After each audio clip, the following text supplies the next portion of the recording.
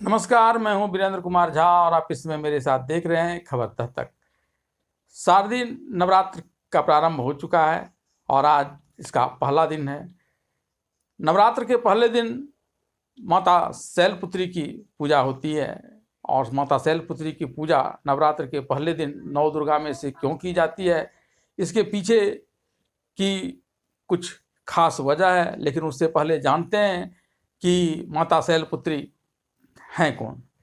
माता शैलपुत्री पूर्व जन्म में प्रजापति दक्ष की पुत्री सती थी, जिनका विवाह भगवान शिव शंकर के साथ हुआ था। एक बार दक्ष प्रजापति ने बड़ा यज्ञ किया था और उसमें सारे देवताओं को और लोकाधीशों को आमंत्रित किया था, लेकिन भगवान शिव शंकर को किसी खास कारण की वजह से उसने आमंत्रित नहीं किया था। लेकिन इस यज्ञ में माता सती अनामंत्रित ही पहुंच गई। लेकिन वहां पहुंचने पर उन्होंने देखा कि ना तो उनकी मां के अलावा और कोई बहनें उनसे ढंग से बात कर रही हैं, न पिता ढंग से बात कर रही हैं।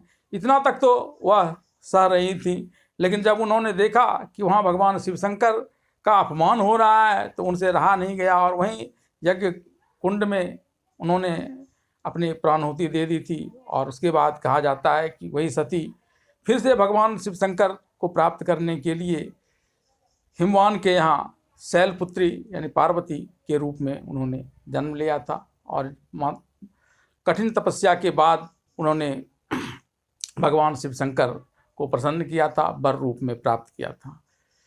शादी के उपरांत वे कैलाश पर अपने पति भगवान शिव शंकर के साथ रहने चले गए थे, लेकिन प्रत्येक वर्ष वे दशहरा के अवसर पर अपने पिता हिमवान के यहाँ आती थी और उसी उपलक्ष्य में दशहरा में नवरात्रि का आयोजन किया जाता था और यह पहला दिन था, इसलिए माता शैलपुत्री की पूजा सबसे पहले की जाती है। यह तो एक धार्मिक कथा के अनुसार हुआ। कहा जाता है कि शैलपुत्री चंद्रमा को नियंत्रित करती हैं और चंद्रमा लोगों को अस्थिर करता है और चंद्रमा के दुष्प्रभाव को रोकने के लिए माता शैलपुत्री की पूजा आराधना बहुत ही ज़रूरी हो जाती है, क्योंकि जब तक स्थिरता नहीं रहेगी तब तक कोई कार्य सिद्ध नहीं हो पाता है। माता शैलपुत्री के एक हाथ में त्रिशूल और दूसरे हाथ में कमल का फूल है, जिससे ये लोगों को शक्ति प्रदान करती हैं और सौभाग्य प्रदान करती हैं, शांति प्रदान करती हैं।